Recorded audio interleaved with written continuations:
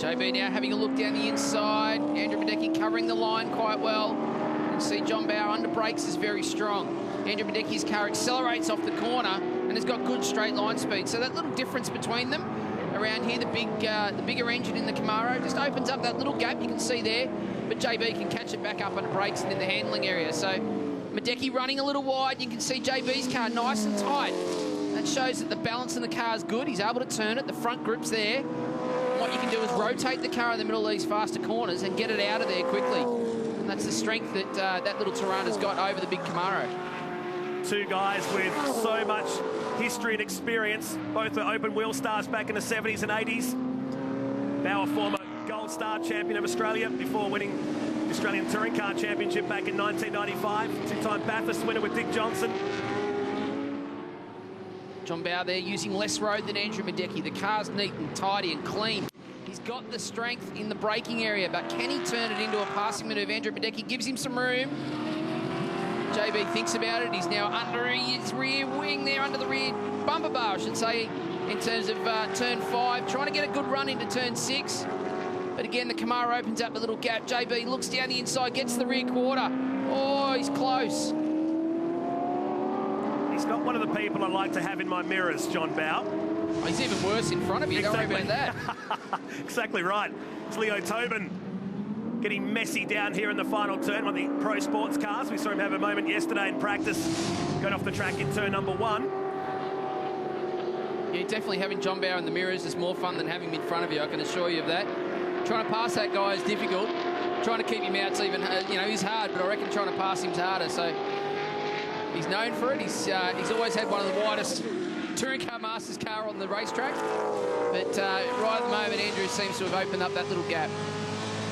On board with Abel Nisa. We'll listen to these awesome Touring Car Masters cars heading down to turn 3.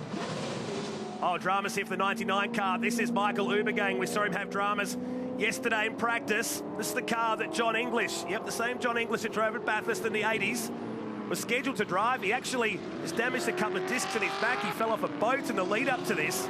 And an event he was looking forward to, now he has to watch from the sidelines. But he's put a talented driver in the name of Michael Ubergang in the car. Brother of Adam Ubergang that we saw in Aussie racing cars at Darwin earlier this year. Just can't get that car right this weekend, can they? Meantime, back at second and third, it's on. He just won't go away, will he, John Bauer? He's, they're actually catching Stephen Johnson a little bit. I think Stephen's probably backed that off a little, looking after all the components. Everything's getting hot. John Bauer looks up the inside again. Andrew just chops him off and turns in. So this is one of the challenges for John. He's really got to get the job done. He's got to get right up on the inside if he's going to do it under brakes. And he can't just get to that rear quarter or Andrew Badecki will turn in.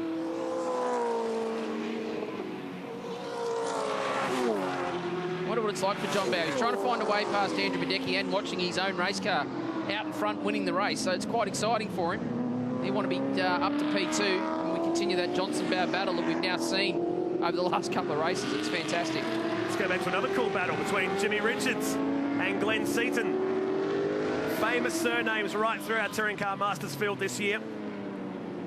All these guys have run 1 point, ran together in the Australian Touring Car Championship back in the late 80s and early 90s. Glenn's son Aaron doing good things now also, starting to work his way through Porsche GT3 Challenge. So this that's Scomisel. Is that down at turn 4? Facing the wrong direction. So the I-Seek Tirana has found the dirt down there. He's had a moment. We talked about that earlier. He's had good pace, but it's a little mistakes. We're not sure what happened there. He's obviously maybe run a bit wide under braking or out-braked himself a little, which we saw him do earlier, and has found the brown stuff, not the black. So he's found himself off the track and, you know, obviously lost a few positions there. One of the challenges, he's got good pace, but you've got to turn that into results. Just watching that Jim Richards, Glenn Seaton battle, it brings me back to 1987, Oran Park. Yeah. Australian Touring Car Championship on the line. BMW, Nissan, those boys battling it out. And here they are, all those years later, battling at Queensland Raceway in Touring Car Masters. The famous bump and run on the final turn at Oran Park. Speaking of bump and runs, the 22 Collins goes around. It's had a couple of excursions off the racetrack this weekend. The Collins Hay sponsored entry. Drop him right down outside the field in the Trans Am class A big shout out to all the Queensland Trans Am cars who've joined us this weekend. They run their own local series up here and really loving racing with the NZ Touring Car Masters. So these two cars here battling for second and third are catching Stephen Johnson. I'm suggesting Stephen's probably just cruising that car home with 4 laps to go. And the gap is closing. Glenn Seaton, and there we go. It's on. Glenn Seaton down the inside. A little bit of contact, a bit of rubbing. He's trying to find a way through Jimmy Richards. This is a good battle now for P4 and 5. This is not 1987, gentlemen. That was great. This might be a return of the favour. Could we be. just mentioned it. We saw it. I was a kid back in the day, watched it on television. And now these two are fighting on 20-odd years later. That was great stuff. They continue on. Seaton lining Jim Richards up. Jimmy would have loved that. He would have got upset. So Glenn Seaton now, you can see out of our commentary windows very close, but it's Andrew Medecky that makes the mistake.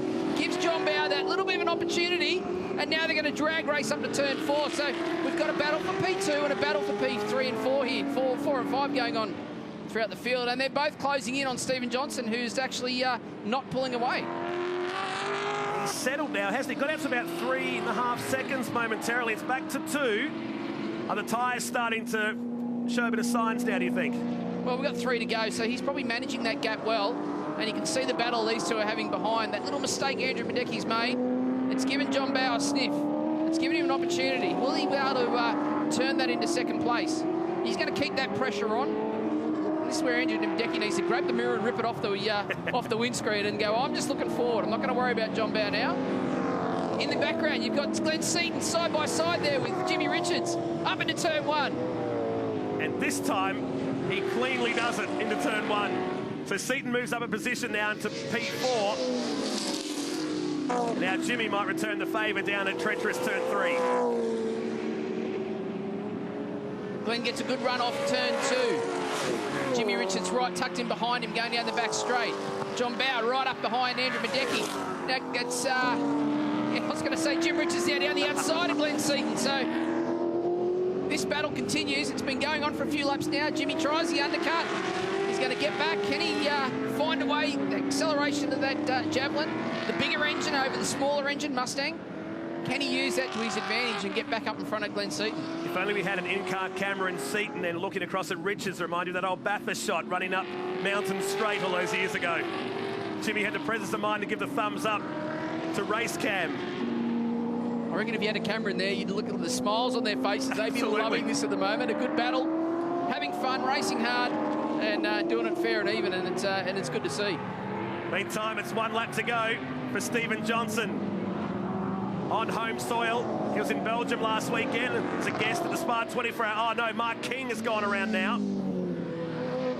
I'd say at turn 5. Turn 5, yep. A little bit of a spin there on the exit of when you come out of turn 4. If you drop a wheel on the off the edge of the track, it can actually spin you around on the entry to turn 5. So that's where you tend to end up. So a bit of a moment there for Mark King, and that car still sitting there actually.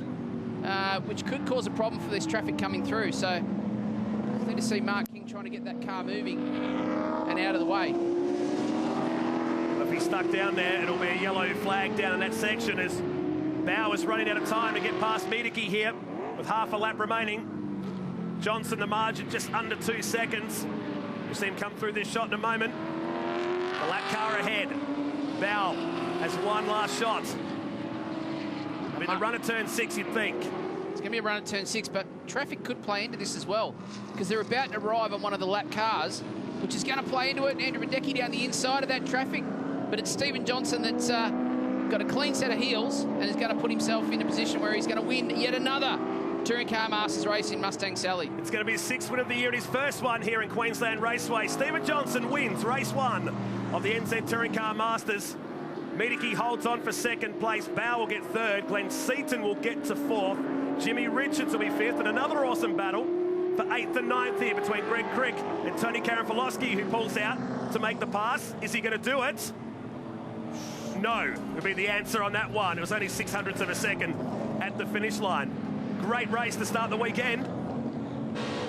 Gomersall carving his way back through the field, but wind up in 12th position, just behind Ian Palmer. Sorry, Charlie O'Brien, that is. Ian Palmer behind him, but there he is. Stephen Johnson, the winner here.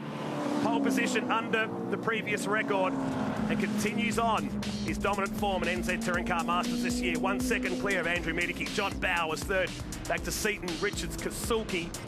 Eddie Abel-Nisa in 7th. Crick, Karen Filowski and Cameron Tilley got inside the top 10. Nice job to him.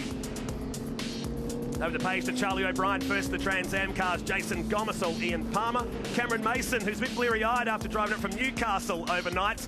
Leo Tobin was 15th, back to Brett Curran and Owen Bishop, rounding out the top 20, 1 lap down.